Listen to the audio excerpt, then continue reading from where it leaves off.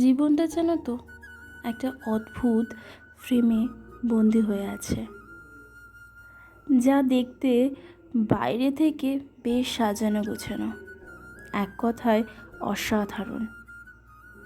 কিন্তু জানো তো, সেই অসাধারণ কথাটাকে একটু বাস্তবে সাধারণ করতে প্রত্যেকটা মানুষ আমরা প্রতিনিয়ত, এমনকি প্রতি সেকেন্ডে পরিশ্রম করেই চলেছি।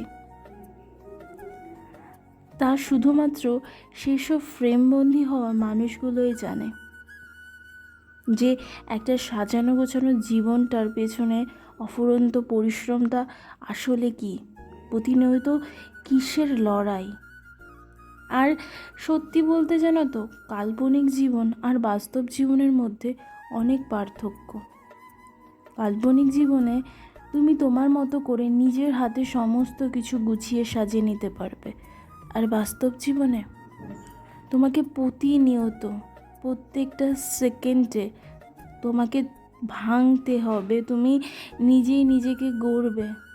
তুমি যে কখন কাচের গ্লাসের মতো টুকরো টুকরো হয়ে যাবে সেটা হয়তো বাইরে থেকে শব্দ হবে না, কিন্তু হ্যাঁ, প্রতিনিয়ত তুমি, এমনকি তোমার মনের ভেতরটা খান খান করে ফাটবে।